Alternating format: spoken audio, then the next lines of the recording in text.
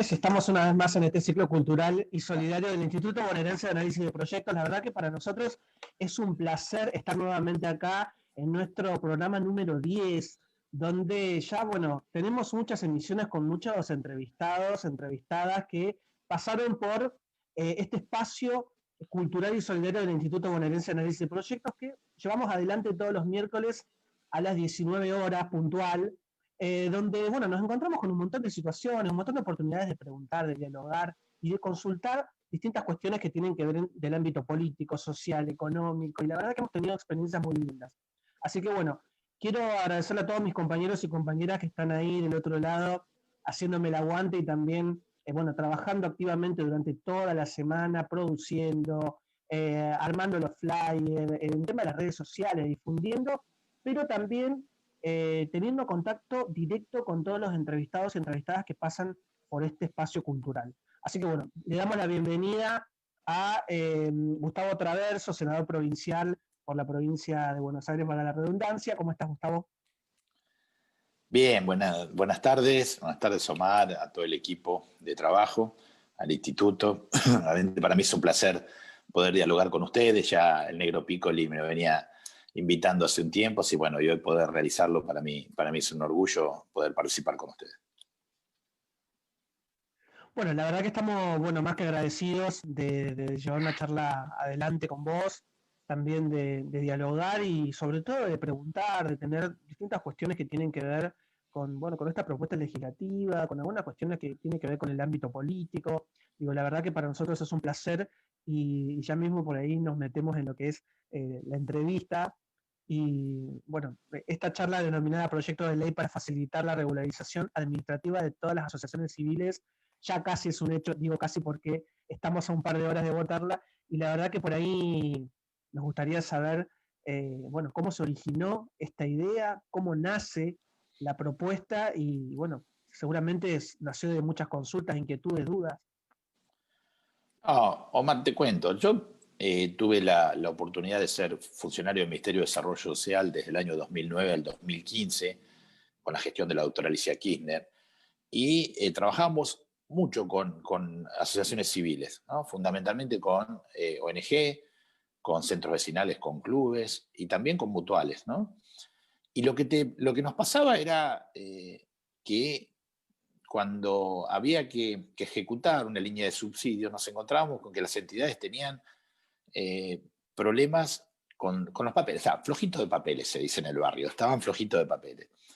Cuando entramos a ver los por qué, la realidad era que más allá de la voluntad enorme que ponía cada dirigente social que participa de esas entidades, era engorroso, era caro, y la provincia de Buenos Aires, en materia de sostener la personería jurídica, sostener la vida, el DNI de la entidad, era demasiado exigente, lo cual era complejo poder tener al día la documentación y generaba atraso. Bueno, se atrasaba un balance, se atrasaban dos, se atrasaban cuando había cambios de la comisión directiva.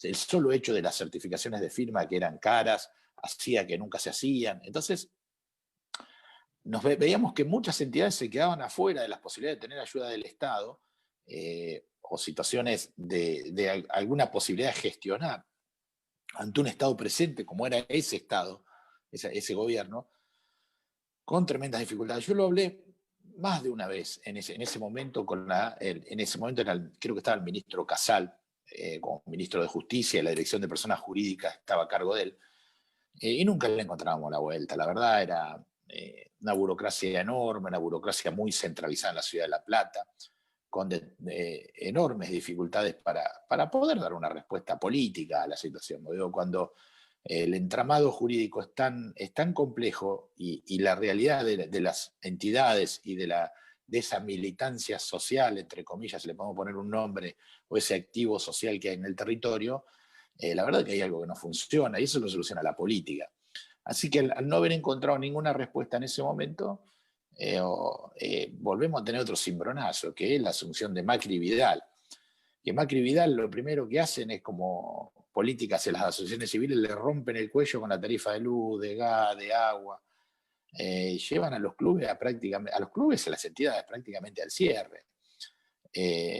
Bueno, después cuando el desastre hecho ya tirado en la calle, empiezan a intentar ayudar con subsidios y con situaciones, lo cual en esa realidad jurídica de las instituciones ninguno podía acceder a nada. Bueno, vivimos situaciones penosas de cierre de clubes, de corte de luz, de suspensión de actividades deportivas, de mutuales en situación delicada de no poder afrontar el funcionamiento y los servicios.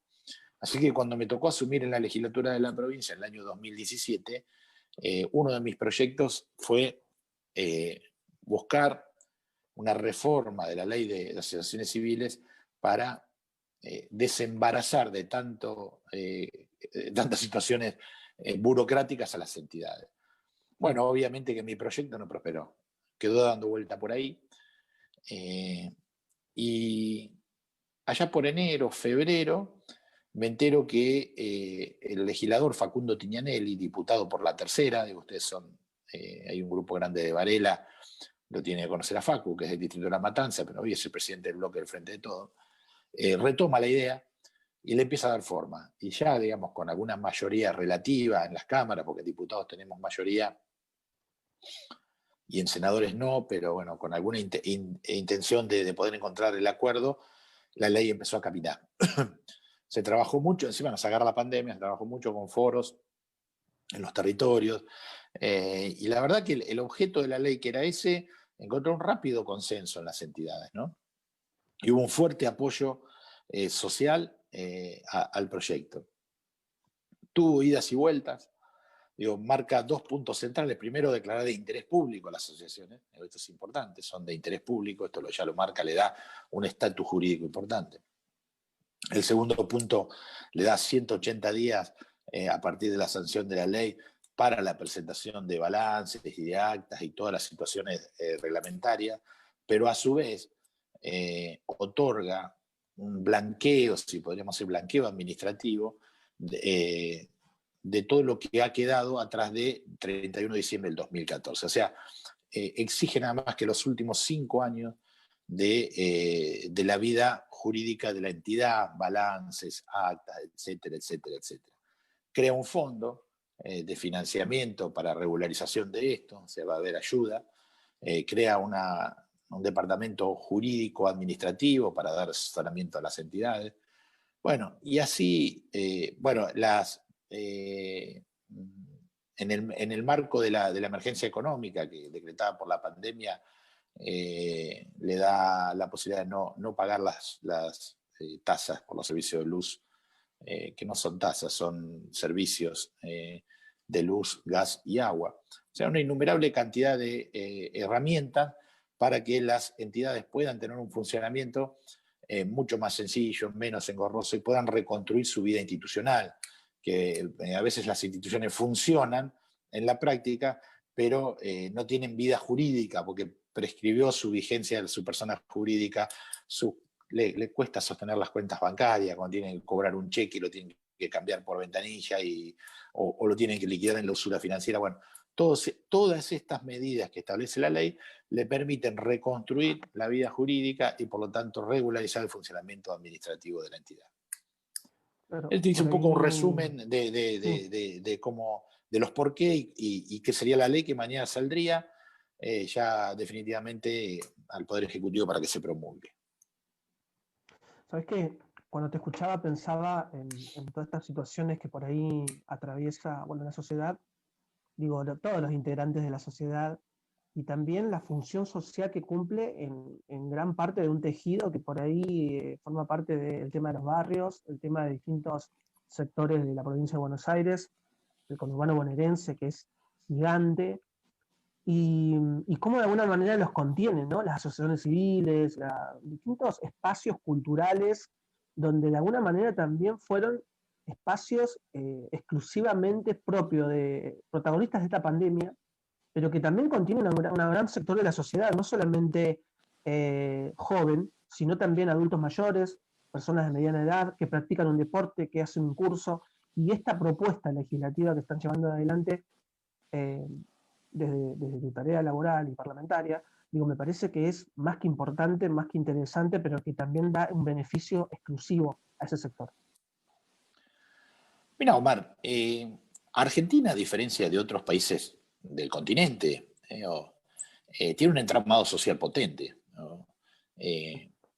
Con un nivel de deterioro importante del 76 en adelante. Pero digo, Argentina tiene clubes, tiene sindicatos, tiene centros vecinales, tiene centros culturales, tiene mutuales, tiene cooperativas, con un entramado y un tejido social, productivo y cultural enorme. También es cierto que del 76 en adelante, con la ruptura del tejido productivo y el terror y la dictadura, ha provocado muchas veces que estos entidades entren en situaciones delicadas. Eh, pero vos te vas a cualquier barrio, hablo de la provincia de Buenos Aires, pero lo podemos extender a la Argentina. ¿En qué barrio no Sí, hay un club? ¿En qué barrio no hay un totalmente. centro vecinal? Bueno, en todos. Entonces, recomponer ese tejido social es una tarea del Estado. El Estado tiene que ayudar, no complicar. Yo, a veces, comunidades de pueblos originarios, mira, los otros días me hablaba un compañero que es mapuche y me decía, mira, tiene que salir esto con nosotros, con la asociación de la comunidad, ni me acuerdo ni cómo se llamaba, perdimos la personalidad, estamos afuera de todo. Dice, para pedir una bolsa de comida para algún compañero te exige una personalidad jurídica. Y la verdad que hemos tenido mucho éxito y ha sido muy bien recibida. Para mi gusto, y este es un problema, yo soy farmacéutico, no soy abogado, así que imagínate, para mi gusto los 5 años es una carguita importante, pero también es cierto que la Constitución exige, entonces hay derechos perdón, una legislación ya consagrada en la Constitución que establece que la exigencia mínima de cualquier sociedad, sea sociedad sin fines de lucro, sociedad anónima, son 5 años. Pero vos sabés que esto genera mucha bronca en algunas situaciones, porque yo me acuerdo que mi reacción fue cuando vino el famoso blanqueo de Macri, donde los que se habían robado la Argentina habían sacado la guita, a simple declaración jurada podían traerla y le cobraban nada. Yo decía, y un Claro. club de barrio tiene que tener un contador, un balance, la certificación ante escribano. Y bueno, había una simetría enorme, ¿no? Y una injusticia extraordinaria. Así que esto viene a reparar en parte toda esa situación y esperemos poder encontrar un vínculo, que el Estado tenga un vínculo mucho más estrecho con las asociaciones civiles para poder recuperar toda la función. Digo, las entidades tienen que estar muy preocupadas por administrar, pero también por cumplir la función social. Cuando la administración pasa por encima del objeto social y es más engorrosa que el objeto social de la entidad, realmente estamos en un problema que la burocracia del Estado tiene que resolver. Pero por ahí, bueno, hablaste, por ahí es imposible, ¿no? Hablar de Estado, hablar de gobiernos, hablar de puntos de vista más en un proyecto como el que estamos hablando. Y hubo sectores que de alguna manera a la hora de presentar el proyecto o de redactarlo también, o de comentarlo, que quizás tenían otra mirada y estaban como algo totalmente en contra o con la idea de modificar esta propuesta porque esto que estamos hablando, que estás comentando, yo coincido plenamente. Digo, el entramado de Argentina socialmente, digo, es increíble, pero hay sectores que quizás no coinciden con esta idea y que tienen otra idea totalmente diferente, con un proyecto de país totalmente distinto, va por ahí. No tengas duda. Lo que pasa es que es muy difícil oponerse a esto. Digo, sobre todo cuando se moviliza a la sociedad civil.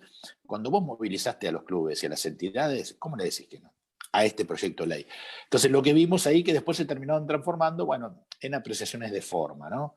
Bueno, propusieron crear un fondo, darle la posibilidad al Ejecutivo de extender la emergencia, algunas cuestiones que fueron bien recibidas. Pero esa gente que tiene otro proyecto fue la primera que cuando antes de asumir la presidencia decía, por ejemplo, que los clubes de fútbol tenían que ser sociedades anónimas. Y cuando uno habla de los clubes de primera, de ahí para abajo hay un paso. Pero hoy las entidades del fútbol, estoy hablando del fútbol que es algo que conozco, prácticamente han sido privatizadas en función del negocio que hoy genera la formación de jóvenes. Cuando un pibe tiene 10, 11, 12 años, te cae un representante del fútbol profesional a coimear, si podemos decir la palabra, a los dirigentes de esa entidad para llevarse el pibe. Entonces, Digo, lo que pasó con el fútbol, Macri fue siempre un defensor de la sociedad anónima. El modelo de asociación civil de ellos es una sociedad anónima, con el objeto de que hay que darle la fuerza del mercado, la posibilidad de, en realidad iban a ser entidades para ricos y las entidades para pobres que se arreglen como sea. Por suerte, en esos 4 años no pudieron romperlas, pero cuando yo soy testigo de cuando muchas veces iban a una entidad del Estado, las entidades con una factura de luz o de gas que no la podían pagar, le decían, bueno, van a tener que cerrar, con un nivel de frialdad y de crudeza enorme. Pero no era cerrar por cerrar, era porque atrás siempre había un lobby o inmobiliario o un lobby del deporte profesional o del movimiento culturales ya de mercado, que se quería apropiar de toda esa construcción social, de esa infraestructura y de toda esa construcción histórica que tienen las entidades. Por suerte no lo pudieron hacer en el nivel que ellos lo querían hacer y pudimos recuperar y vamos a recuperar este entramado. Así que bueno, esa es una realidad. Sabes que por ahí se me hace muy difícil no preguntarte, porque todos alguna vez asistimos a un club de barrio, a alguna organización que tiene alguna institución, donde nos contuvo, quizás nos formaron en algún oficio. De hecho, yo he visto personas que por ahí se formaron en algún curso y después eso se transformó en su propia carrera universitaria. Digo, la verdad que cumple una función increíble cuando uno por ahí se pone a analizar, se pone a ver o se pone a leer, o deambula por ahí por distintos barrios de la provincia de Buenos Aires, pero también de Argentina, como vos me decías también. ¿Vos tuviste alguna formación también o formaste parte de cómo? Porque digo, esto también tiene que ver cómo uno se identifica, porque vos me lo hablás también desde el lado de que conocés bien ese mundo. Mira, el primer vínculo que tenés es el club de pibe. Yo jugué al fútbol y jugué al básquet. El básquet era un poco más urbano. Se jugaba en una cancha a 6, 7 cuadras de mi casa, que ibas caminando en el asfalto. Al fútbol jugaba en un club de la periferia. Y me tomaba el bondi, y yo me acuerdo que el club era tan humilde que vos si te querías duchar después del partido o después de la práctica, tenías que llevarte el querosén para la caldera, si no llevabas, ese era el pasaporte a la ducha. El club no podía sostener el funcionamiento de la caldera. Y la luz, la iluminación nocturna era paupérrima, digamos. Si aprendías a jugar en esa cancha oscura, la verdad que eras un mago, o después se jugaba en un Claro. estadio.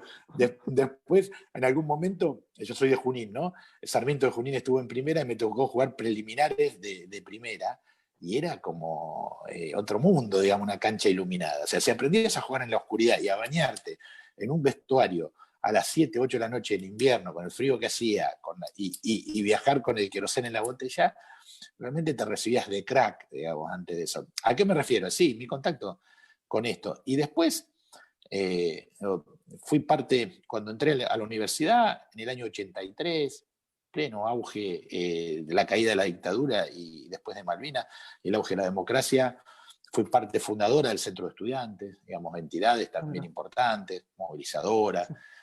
Armamos asociaciones de derechos humanos, yo participé mucho en la ciudad de La Plata, asociaciones de derechos humanos. Fui fundador del sindicato, hoy se llama Asociación de Docentes de la Universidad de La Plata, de docentes universitarios. Yo al graduarme, después me desempeñé en la docencia y armamos lo que fue el sindicato que hoy es la CONADU, ¿no? Y así sucesivamente. Y también como profesional, te dije que era farmacéutico, participé de entidades intermedias como los colegios de farmacéuticos o asociaciones de profesionales. Y veo la importancia, porque estuve en esos lugares, digo, desde el club de que llevaba el querosén hasta una entidad profesional que agrupa profesionales y discute algunas otras cosas. Digo. Y creo que Argentina es absolutamente diferencial en el América Latina respecto de ese entramado. Así que sí, la verdad que me tocó, y hoy estoy en el Estado, digo, porque yo nunca fui funcionario público hasta el año 2005, me eligieron concejal. Así que ahora hace 15 años que estoy en representación del Estado, o sea, como concejal, como funcionario del Ejecutivo en Desarrollo Social y hoy como legislador. ¿Sabes qué? Bueno, ya metiendo más, si bien estamos hablando de política, porque todo es política, ¿no? Es algo, una discusión que ya está saldada casi. Eh, Quería preguntarte por ahí, hubo 4 años donde hubo una especie de un Estado totalmente ausente, una situación muy compleja para la Argentina, con un proyecto de país que por ahí no coincidía quizás con el que vos eh, venís sosteniendo. Y digo, ¿qué pasó? Es muy amplia la pregunta, pero ¿qué pasó, digo, de alguna manera? eh, ¿Qué es lo que ocurrió en el periodo 2015-2019? O creo que por ahí lo más importante que puedas destacar que pareció de manera negativa o positivo, no sé, por ahí quizás tenemos distintos puntos de vista, pero me parece que coincidiríamos en lo que venimos planteando.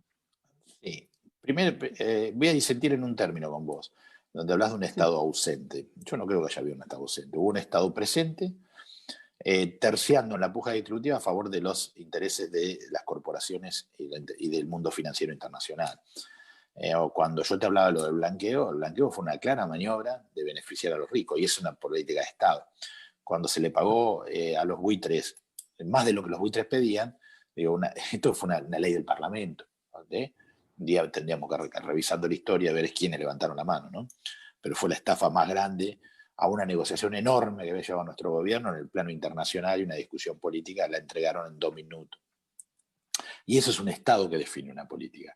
Cuando se creó un Ministerio de Energía con el CEO de Shell a la cabeza y se definió la política tarifaria, es un Estado presente, no es un Estado ausente. En realidad, porque nosotros miramos al Estado desde el punto de vista que el Estado es el que equilibra las relaciones de poder en una sociedad y siempre trata de zanjar o de ponerse del lado de los que menos tienen. Bueno, eso es verdad, ese es el Estado como lo conocemos nosotros. Pero digamos, las élites en la Argentina siempre se apropiaron del Estado para saquearlo y para saquear y someter a las clases, a los sectores populares. Desde la misma creación desde la misma revolución que de la independencia hasta la creación del Estado Nacional, digo, las élites fueron siempre ocupando el Estado para ponerlo a su beneficio, con raras excepciones a lo largo de la historia. Podemos hablar de Juan Manuel de Rosas, antes de la formación del Estado Nacional, podemos hablar del irigoyenismo. Vos fijate que uno de los grandes errores de las élites en la Argentina fue la ley Sespeña. Cuando vino la ley Sespeña hubo voto universal y gratuito. Universal en ese momento son los varones, no los hombres que votan. La victoria fue contundente del Frente Nacional y Popular que encabezaba don Hipólito Yrigoyen. Lo mismo con el peronismo. Digo, cuando hubo una urna y cuando hubo libertad y cuando hubo un montón de cosas, las mayorías fueron abrumadoras y siempre interrumpidas por las élites. ¿Qué nos pasó? Nos pasó que me parece que por determinadas circunstancias el Frente Nacional y Popular se fracturó en momentos delicados, ¿no? Y nos llevó a una derrota en 2015. Y esa derrota creo que es un aprendizaje para todos, para el pueblo argentino, pero sobre todo para la dirigencia, de sostener los niveles de igualdad que uno pueda construir en cada etapa, a pesar de las diferencias, que digamos, las diferencias estaban marcadas, lo que yo te decía de los fondos buitres o del blanqueo de capitales. Pudimos reconstruir un frente electoral y un frente político para poder retomar el gobierno, pero el daño de los 4 años es un daño enorme, es un daño de una envergadura que cuesta después décadas poder reconstruir el daño que hace. sabes que, bueno, estábamos hablando justo de esta propuesta, de este proyecto de ley, justo surgió porque es imposible no relacionarlo.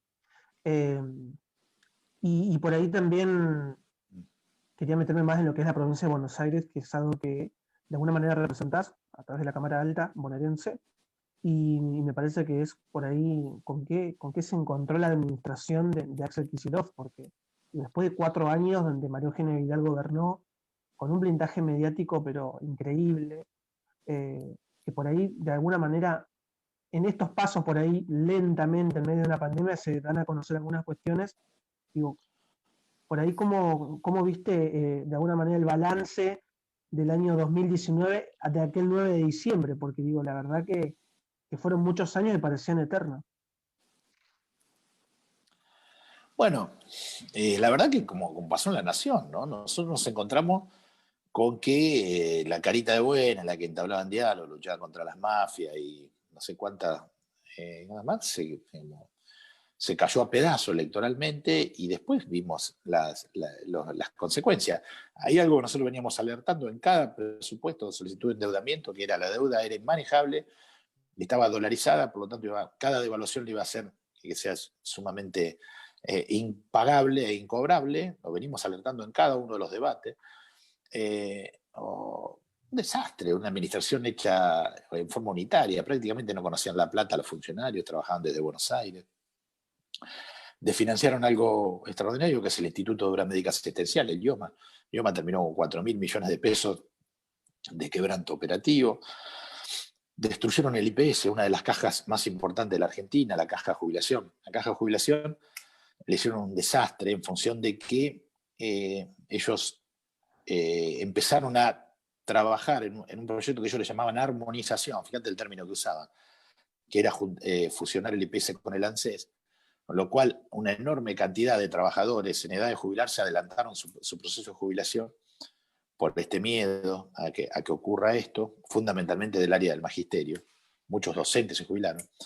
Y hubo 25.000 jubilaciones por demás del promedio, y no hubo los nombramientos que hacían falta para sostener la estructura del Estado. Mejor dicho, los nombramientos lo hacían a través del régimen de monotributo, locación de obras y servicios. Por lo tanto, no eran aportantes del IPS ni del IOMA.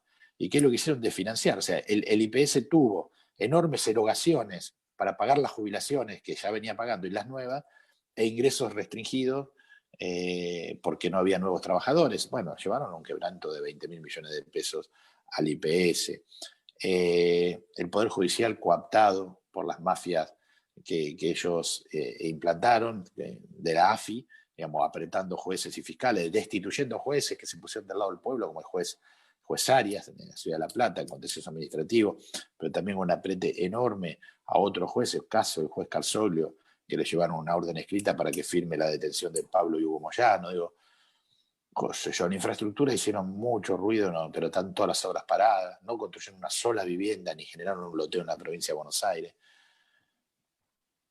Una situación extremadamente delicadísima, que bueno, el gobierno de Axel Kicillof, con toda la voluntad política de llevarlo adelante, tiene dificultades porque en la Cámara de Senadores no tenemos la mayoría y por lo tanto no nos votan las leyes o nos condicionan las leyes. Una de esas leyes es la fiscal impositiva, donde se pusieron terminantemente de que le cobremos a las inmuebles de más de 2.000 hectáreas un impuesto inmobiliario acorde a su capital. Bueno, totalmente en contra. El impuesto a los cables, defendiendo claramente los intereses del Grupo Clarín. O sea, no nos otorgan las leyes que nosotros necesitamos para gobernar. Y encima de eso, sobre llovido mojado, la pandemia, ¿no? Que nos hace invertir una cifra enorme, extraordinaria, la que teníamos pensado en el sistema sanitario, que estaba absolutamente devastado. Una desinversión enorme del sistema sanitario, ambulancias sin entregar, vacunas vencidas, hospitales sin poder tener el mínimo funcionamiento. No designaron a todos los profesionales, médicos, enfermeros y asistentes que estaban concursados y tenían el derecho a la designación en sus cargos, siempre pateando para adelante y postergando las designaciones. La no terminación de los famosos 4 hospitales del conurbano que habían sido financiados por el gobierno de Cristina Fernández de Kirchner. Yo hablo 2 en Matanza, uno en Ituzaingó y otro creo que en Ezeiza o no me acuerdo dónde. Esta es la situación de la provincia en la cual nosotros nos toca gobernar. Ahora no vamos a llorar, a remangarse y a trabajar, digo, bueno, pero también es bueno refrescar la memoria. Sí, totalmente. Sí, aparte, es verdad, digo, ahora empezó como una nueva era, una nueva gestión, atravesado por una pandemia, un ciclo totalmente complejo, digo, es una situación muy compleja que de alguna manera seguramente se va a solucionar. Bueno, tenemos muchos mensajes, mucha gente que te tira buena onda, gente que de alguna manera viene agradeciendo lo que venís comentando. Yo quiero comentarle a todos los que están conectados y conectadas ahí en el Facebook del IVAP, en esta plataforma, que estamos en el ciclo cultural y solidario del Instituto Bonaerense de Análisis de Proyectos y estamos hablando con Gustavo Traverso, senador bonaerense, y está comentándonos de todo un poco. Pero vamos a ir a una pausa y cuando volvemos continuamos con más contenido, con más política, con más sociedad y con muchas propuestas que por ahí la gente va preguntando. Así que bueno, en un momento nos vemos.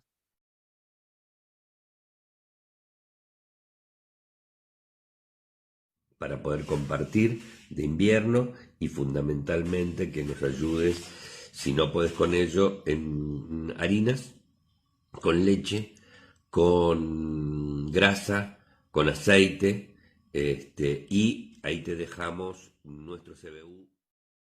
Hola, ¿cómo están? Mi nombre es Luis Piccoli, soy integrante del Instituto Bonaerense Análisis Proyecto, que tiene sede en Florencio Varela, el IVAP. Hace muchos años nos dedicamos pura y exclusivamente a la inclusión educativa, al derecho a estudiar, al derecho a aprender.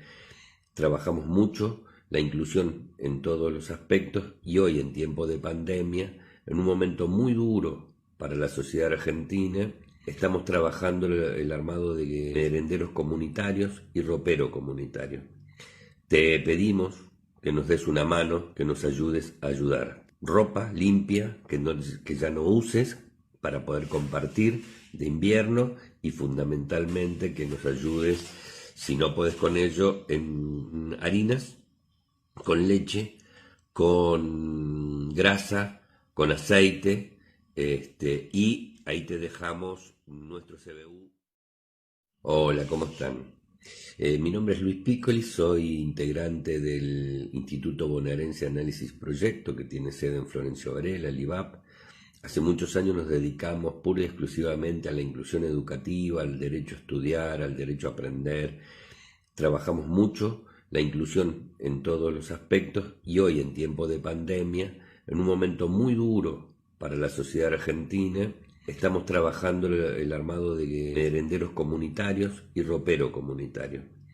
Te pedimos que nos des una mano, que nos ayudes a ayudar. Ropa limpia, que ya no uses, para poder compartir de invierno y fundamentalmente que nos ayudes, si no podés con ello, en harinas, con leche, con grasa, con aceite, y ahí te dejamos nuestro CBU. Hola, ¿cómo están? Mi nombre es Luis Piccoli, soy integrante del Instituto Bonaerense Análisis Proyecto, que tiene sede en Florencio Varela, el IVAP. Hace muchos años nos dedicamos pura y exclusivamente a la inclusión educativa, al derecho a estudiar, al derecho a aprender. Trabajamos mucho la inclusión en todos los aspectos y hoy, en tiempo de pandemia, en un momento muy duro para la sociedad argentina, estamos trabajando el armado de merenderos comunitarios y ropero comunitario. Te pedimos que nos des una mano, que nos ayudes a ayudar. Ropa limpia, que ya no uses, para poder compartir de invierno y fundamentalmente que nos ayudes, si no podés con ello, en harinas, con leche, con grasa, con aceite, y ahí te dejamos nuestro CBU. Hola, ¿cómo están?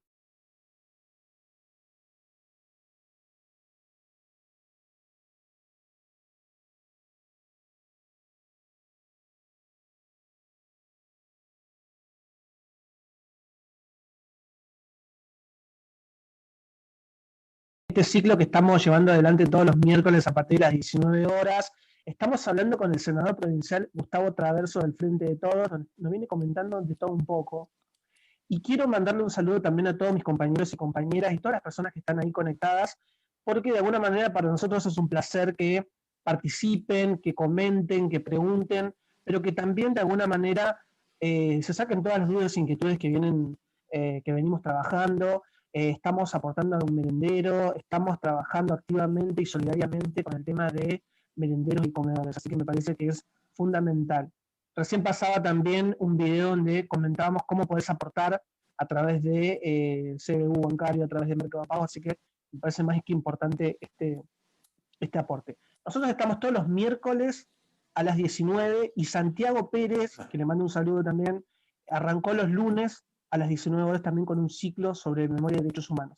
Así que también podés conectarte ahí. Lunes, 19 horas, está Santiago, y miércoles, 19 horas, estoy yo con Ciclo Cultural y Solidario del Instituto Bonaerense de Análisis de Proyectos. Así que quería decirles eso. Bueno, tenemos algunas cosas que nos van diciendo, Gustavo, sobre el tema de lo que venís comentando. Bueno, ahí dicen, bueno, buenísimo lo que estás comentando, Gustavo, buenas noches, gracias por tu explicación. Qué grande el compañero Traverso. Gracias, Gustavo, por tu claridad en la explicación del proyecto de ley.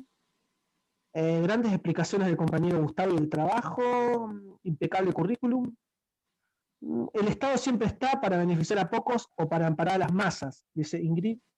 Buenas tardes también, saludos, felicitaciones.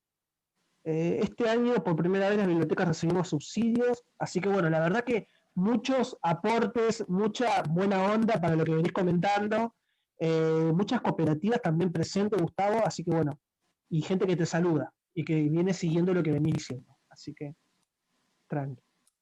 No sé si tenés algo para comentar. No, una caricia al alma de los compañeros, sí, sí, la verdad que contento. Yo no quiero dejar pasar, digo, porque hoy es 16 de septiembre Sí. y hay dos hechos trágicos en nuestra historia que Sí. lamentablemente son el 16 de septiembre. El aniversario de la Noche de los Lápices y el aniversario del bautismo aéreo en este caso de las Marinas contra el pueblo argentino, el 16 de septiembre de 1955 con el bombardeo.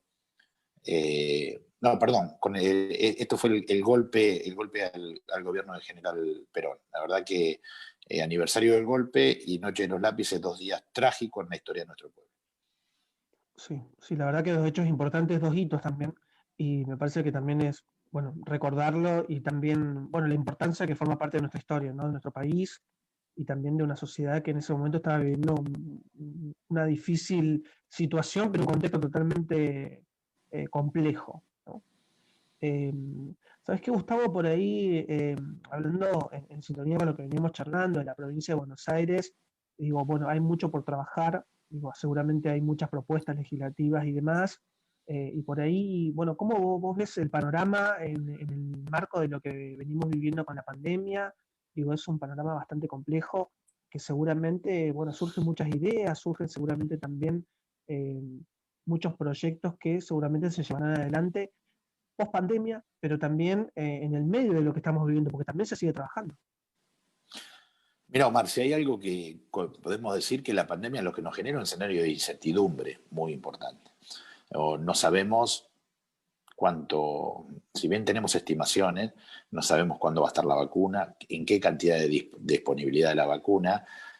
Por lo tanto, para recuperar una vida normal, nosotros en la normalidad no tenemos duda que la economía se va a recuperar, ya se está recuperando. Digo, hoy vi el presupuesto nacional y las estimaciones son de un crecimiento en el año 2021 de 5,5.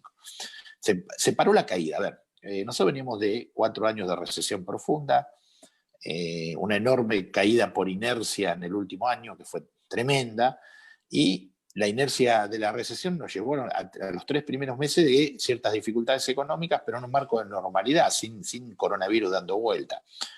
Importantes medidas del gobierno de Alberto Fernández de Axel Kicillof para parar la caída, freno del aumento de las tarifas, precios cuidados, protección a la industria nacional a través de los aranceles y las políticas de dumping. Un montón de cuestiones que hicieron que la velocidad de la caída haya parado. Pero no paró la caída, se paró la velocidad de la caída, pero no paró la caída. Y encima, 10, 11 de marzo, decretar la pandemia, cuarentena, etcétera, etcétera, lo cual provocó en abril una caída de 13 puntos de la economía, que es una enormidad, una economía golpeada como la Argentina. Bueno, y ahí fue donde tocamos fondo, y de ahí empezar a salir, ¿no? Empezar con las aperturas económicas, la salida. Yo veo un escenario de incertidumbre, pero veo un escenario de incertidumbre en el mundo. Y por lo tanto nos impacta muy fuerte a nosotros. Y nosotros tenemos un esquema y un proyecto político que lo vamos reafirmando y todos los días con acciones y con políticas públicas, que es recuperar la industria, proteger la industria nacional, fomentar el agregado de valor en la producción agropecuaria, el impulso del sistema de sanitario, de la salud pública, el impulso de la educación pública, estas políticas de recuperar la capacidad científica tecnológica del Estado argentino y fomentar, que ya se están viendo algunos resultados, como es la política satelital o en el marco de la política sanitaria, las nuevas innovaciones que Argentina ha patentado en materia de diagnóstico y en materia de terapias importantes. Digo, todo ese paquete lo tenemos y lo estamos trabajando, lo estamos militando, pero estamos condicionados por la pandemia. Digo, hoy el área metropolitana tiene un crecimiento amesetado. ¿Qué quiere decir? Digamos que está empezando a encontrar una meseta, pero el problema se trasladó al interior. Entonces tenés el interior, que tiene una enorme potencialidad productiva o genera gran parte del producto, con la curva espiralizada, digo, y la curva en la fase exponencial. Tenés una situación muy delicada y un horizonte confuso. Yo para que se grafique, porque a mí me gusta que todos podamos entenderlo, esto es una maratón. Viste que la maratón son carreras largas, 42 kilómetros. Y nosotros estamos cerca de la mitad, y estamos cansados, fatigados psicológicamente, pero queda una enormidad todavía para transitarlo. Y esto nos genera bronca, nos genera angustia, nos genera incertidumbre, pero la verdad es que no tenemos otra solución. No tenemos otra solución que sostener el aislamiento, sostener los cuidados.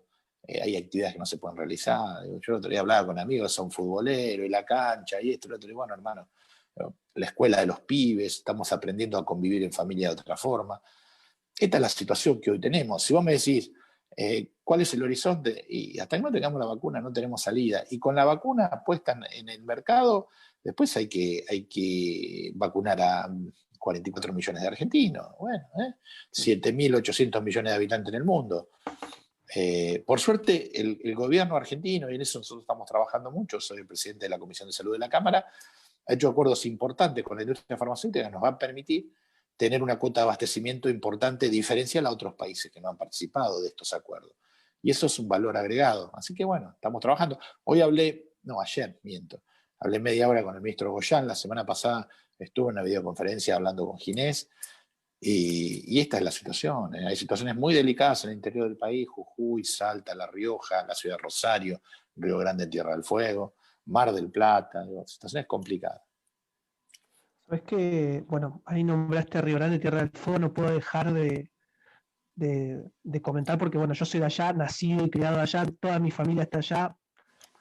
Muchas personas pasamos por la Universidad de La Plata, la gloriosa Universidad de La Plata, y la verdad que me llena de tristeza por ahí pensar en los números, pensar en el tema de los contagios, y la verdad que desde el lugar legislativo que ocupás y a partir de la comisión de la cual comentás recién, me parece que es un trabajo mancomunado muy importante, y quiero ser por ahí, en el sentido de la relevancia que tiene trabajar mancomunadamente provincia y también nación, que me parece que es muy importante, porque la provincia de Buenos Aires es como una mini república para mí, siempre lo digo, y trabajar entre nación y provincia me parece que trabajar mancomunadamente es más que importante, ¿no, Gustavo? Mira, Omar, yo creo que también es extremadamente importante la tarea de los municipios. El municipio es la Sí. primera trinchera, ¿viste? Que decía el primer mostrador, ¿no? Esta es una trinchera, la guerra es trinchera, esta es una guerra contra el virus. La tarea que llevan adelante los municipios es enorme, salvo algunos vivos que hacen eco a lo que ha dicho Boris Johnson, fue el primero, pero Trump y Bolsonaro y Mauricio Macri, ¿no? Entonces promueven actividades desafiando toda la lógica científica, ¿no? Y son los distritos que peor están. Fíjate cómo le está yendo a Jujuy, cómo le está yendo a Salta, por sobre todas las cosas que son tan extremadamente complejos. No nos olvidemos que fue el conglomerado del NOA el primero que prácticamente se declaró libre de COVID, como que era un problema del área metropolitana, y llegaron hasta armar circuitos turísticos entre las dos provincias. Estoy hablando ya por abril, mayo, cuando esto recién se iniciaba, desafiando el mandato del presidente y las órdenes. Bueno, fíjense la situación que están. Le estamos teniendo que mandar profesionales del área metropolitana y del Chaco, que el Chaco fue una provincia que tuvo un pico de la pandemia importante, y ante la disminución de la curva y la caída de los contagios, solidariamente hay profesionales de Chaco trabajando en esas provincias. Pero nosotros entendemos que la Argentina es un país, entendemos que el sistema de salud es uno solo, después hay distintos subsistemas con particularidades distintas, pero que es solidario. Y también es el reclamo que el jefe de gobierno de la ciudad, ¿no? Cuando los casos se multiplicaban en cantidad en la ciudad de Buenos Aires, en la Cava, el resto del país solidariamente hizo la cuarentena y se la bancó. No puede ser que ahora que está estabilizando sus casos, ellos promueven la libertad. Porque los medios de comunicación, cuando enfocan un bar de Palermo lleno de gente, le trasladan al habitante de Junín, que es mi ciudad, o al de Chaco, o al de Río Grande del Tierra del Fuego, la sensación de que no pasa nada. Los porteños ya lo superaron. Y esto es muy lejos de eso. Ni los porteños lo superaron, ni se puede salvar la ciudad autónoma de Buenos Aires sola en el medio de un país y en un mundo que tiene enormes problemas sanitarios. Sí, ¿sabes qué? Esto que decís de las provincias, de los municipios, está todo relacionado, está todo ligado. La verdad que también uno se pone a pensar, creo que la pandemia nos ha hecho pensar mucho y reflexionar sobre todo, ¿no? De que nadie se salva solo, ¿no? Ahí es trabajar, pero tranquilamente en conjunto, tener diálogo, de alguna manera trabajar en una línea, porque esto que vos comentás es verdad, digo, hubo provincias o municipios que de alguna manera desoyeron, ¿sí? Por, aquellas por ahí cuestiones que estaban viniendo desde el Ejecutivo Nacional y se encontraron después con una consecuencia que de alguna manera también sigue estando presente el Estado, Gustavo.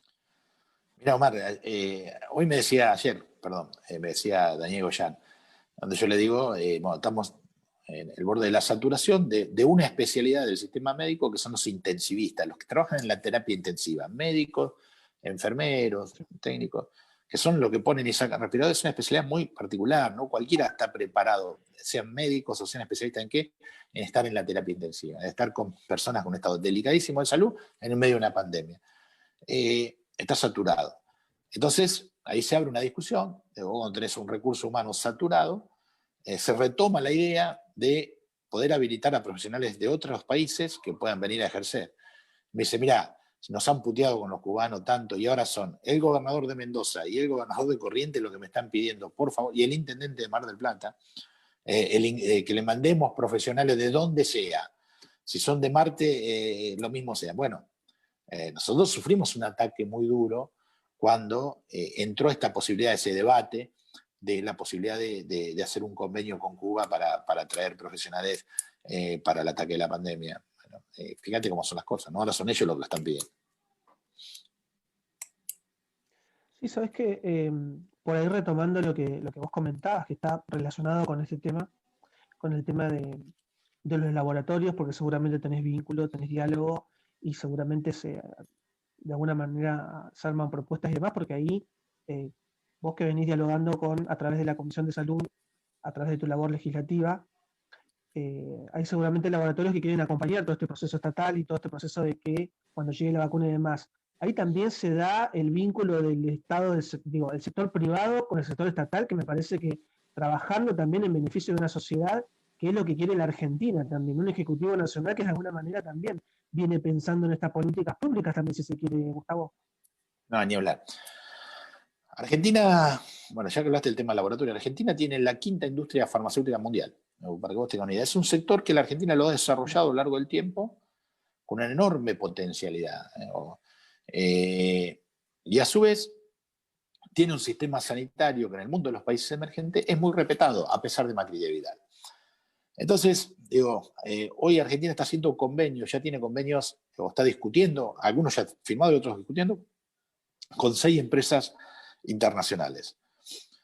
Una es AstraZeneca, en la cual ya se firmó el convenio, ya empezó el proceso productivo, a través de un convenio entre el laboratorio inglés, en vínculo con la Universidad de Oxford, y el laboratorio argentino, que es el grupo de laboratorios ELEA, pero particularmente un laboratorio nuevo que inauguró Alberto Fernández en febrero, se llama, no sé pronunciarlo, porque medio es griego, no sé cómo viene, pero Big Science, se llama Science, digamos, si lo podríamos pronunciar. Yo no sé la fonética de esta escritura, porque Claro. evidentemente está escrito me parece que viene del griego, ciencia en griego. Ellos están ya en una etapa productiva a riesgo, ¿no? Si bien están realizando la prueba clínica, todos estos laboratorios tienen la vacuna en fase 3. En fase 3 es la prueba en humanos, donde se mide los efectos adversos y se mide la potencialidad que tiene de generar anticuerpos la vacuna. Bueno, estuvimos charlando con el doctor Hugo Sigman, que es el titular del grupo, y bueno, ellos ya se pusieron a producirla y si la vacuna no funciona, se tira. ¿Qué nos hace esto? Todos los convenios que se hicieron con los laboratorios tienen como pata fundamental la transferencia de tecnología. ¿Qué es la transferencia de tecnología? Nosotros no vamos a aceptar ningún convenio con ningún laboratorio que venga a hacer prueba clínica en la Argentina, en lo cual no nos transfieran el proceso productivo.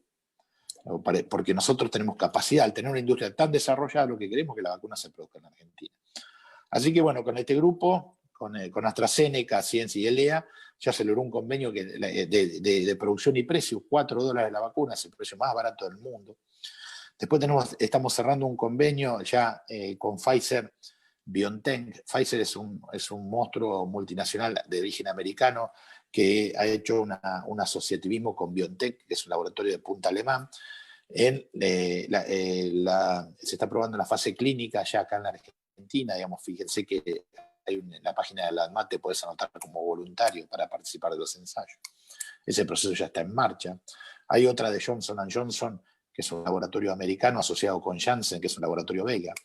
Está uno de los 3 productos chinos. China tiene 3 vacunas en desarrollo, que se llama Sinopharm,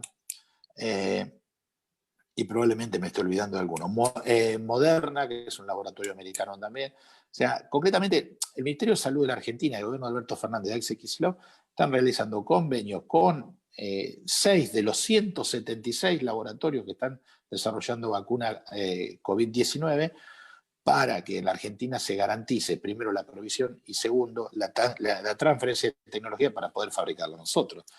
Y eso es un dato alentador. Vamos a ser de los países de América, sobre todo, los que primeros tengamos la vacuna. Pero eso agrégale otro tema. Los chinos y los rusos ya están en una etapa 3 avanzada, probando masivamente su vacuna. Y es probable que en octubre o noviembre ya la tengan disponible en el mercado. Entonces, lo que estamos haciendo en la provincia de Buenos Aires es construir los instrumentos legislativos necesarios para poder importar la vacuna, sea de Rusia o sea de China. Esto es una discusión parlamentaria que vamos a tener a la brevedad y nos va a permitir, quizás, por lo menos en el personal esencial, para fin de año poder empezar a vacunar, ¿no? En una etapa de fase clínica, como están en todo el mundo, pero es un dato alentador. ¿Sabes qué? Por ahí estaba viendo el tema de cómo fue la modificación también de las administraciones, ¿no? La administración de Alberto Fernández, la modificación también de Axel Kicillof, digo, que seguramente venían con un proyecto, y creo que la pandemia también modificó todo el trabajo, toda la labor estatal que iban a llevar adelante. Y en eso también me quiero meter por ahí en lo que es la geopolítica. Digo, ¿tuvo que aliarse el gobierno a otros países o también se conservan por ahí las alianzas que tenía eh, previo a asumir? Porque recordemos también que, por ejemplo, con Brasil también la situación está, digo, la relación a veces es media tensa en algunos temas, pero por ahí vos me hablas de otros países como Norteamérica, como China, digo que de alguna manera vienen coincidiendo en esta línea de terminar de una vez por todas con el tema del coronavirus. El tema de la geopolítica, ¿no? En un proceso de enormes transformaciones geopolíticas en el mundo, vos cuando pestañas hay una situación nueva. Yo lo que creo que la pandemia vino a terminar con un ciclo de acumulación del capitalismo, que es el capitalismo financiero o el neoliberalismo, como le llamamos, el capitalismo global, que, digamos, un proceso que se venía desarrollando desde Lehman Brothers en adelante, ¿no? No es nuevo. Desde el 2008 en adelante, la crisis global del capitalismo, a pesar de la mega emisión de dólares y de todo para sostener a las finanzas mundiales, termina de fracasar. La pandemia inaugura una etapa geopolítica nueva con distintos actores, ¿no? Y hay actores de peso, de enorme peso, como China y como es la Federación Rusa. Entonces, este es un mundo distinto. Y el problema es que Macri no lo leyó, ese mundo, y se creyó que el capitalismo financiero mundial iba a perdurar a lo largo del tiempo, y no leyó la victoria de Trump. Entonces, bueno, se quedaron, atrasaron, y en vez de insertarse en el mundo les dio una paliza, digamos, una cachetada. Hay una situación geopolítica también nueva, hay nuevos jugadores, hoy la disputa se está dando en el terreno no solo de la ciencia y la tecnología, sino de las nuevas tecnologías, la inteligencia artificial, del 5G. Hay una disputa fuerte, hay una disputa en el terreno financiero por la moneda. Hoy el dólar no es la única moneda en el mundo, hay monedas fuertes como es el yuan, que está disputando espacios. Digo, bueno, y en el medio de eso, Argentina está tratando de construir soberanía política en un mercado, en una situación de debilidad importante. Refinanciar sus pasivos, no solo refinanciar con el mundo financiero internacional citado en Wall Street, sino también tuvimos que renovar el swap con China. De golpe nos enteramos que la mitad de las reservas de nuestro país, 18.500 millones de dólares, es un swap con los chinos. Así que, perdón que apago. Estamos teniendo ahí algunas dificultades con la cámara, ¿no? Ah, bueno, está bien.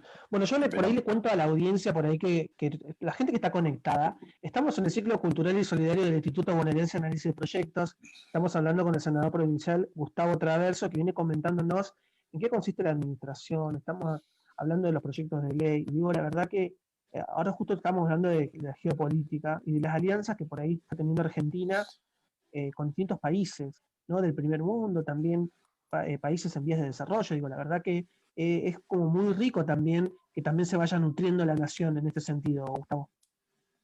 Mira, Omar, por eso cuando hablamos de geopolítica me parece que hay un movimiento muy fuerte en el terreno mundial, una disputa enorme, no es que es una disputa comercial, sino es una disputa por la supremacía tecnológica y una disputa por la moneda, y que golpean a América Latina. Y bueno, vos sabés que nosotros tenemos también una situación regional compleja, donde no tenemos más el bloque que teníamos hace 6 o 7 años atrás, y por lo tanto nos implica jugar con mucha inteligencia. Hay una situación que está clara, nosotros vamos a defender los intereses de la Argentina, por eso no firmamos los tratados de libre comercio que tanto Brasil, Paraguay y Uruguay nos querían hacer firmar con Corea del Sur, con el Líbano, con Singapur, con Tailandia, digo, porque era el sepultar a la industria nacional. Y eso también marca una presencia política, ¿no? Y esto no nos aísla del mundo, al contrario, nos da mucha presencia. Pudimos reestructurar la deuda en términos muy, muy favorables dentro del desastre, ¿no? que era el endeudamiento. Hoy encaramos una negociación con el Fondo Monetario también en términos interesantes. Renovamos el swap con China, digo, y nos sentamos hoy a discutir en qué barco nos vamos a meter con el tema de la supremacía tecnológica. Argentina no tiene posibilidad de desarrollar una tecnología propia en 5G. Entonces, va a tener que tomar definiciones. Bueno, esto es lo que está pasando en el mundo. Y no es alianzas con uno con otro. Argentina tiene que ser soberana y tiene que encontrar una política exterior que le sea beneficioso como país capitalista, dependiente y periférico. Digo, eso nunca tenemos que olvidar nuestra condición. Nosotros somos un país capitalista, dependiente y sobre todo periférico. Estamos muy lejos de los mercados. Claro. Sabes que, Gustavo, la verdad que, bueno, ha sido una charla, pero increíble. Digo, la verdad que yo me voy con la mejor porque, digo, me saqué un montón de dudas e inquietudes y gente que por ahí viene también diciendo presente en esta charla, mucha gente conectada. eh, la verdad que, bueno, mucha gente que saluda, hay cooperativas las argentinas, cooperativa los compañeros, digo, la verdad que hay mucha gente que por ahí está escuchando y que se mantuvo ahí, escuchando lo que vos venís comentando, y de alguna manera seguro que también está escuchando atentamente, porque de eso se trata, ¿no? Este diálogo que estamos teniendo con vos, pero que también de alguna manera es formativo, ¿no? También tenés la labor docente, ¿no? Que hablábamos también fuera del aire, ¿no, Gustavo? Que me parece que es muy importante en esta era que estamos viviendo. Sí, soy docente universitario de hace muchísimos años y soy titular de cátedra y bueno, venimos desarrollando una tarea de estas características también, así que la docencia es una de las grandes pasiones que tengo en mi vida.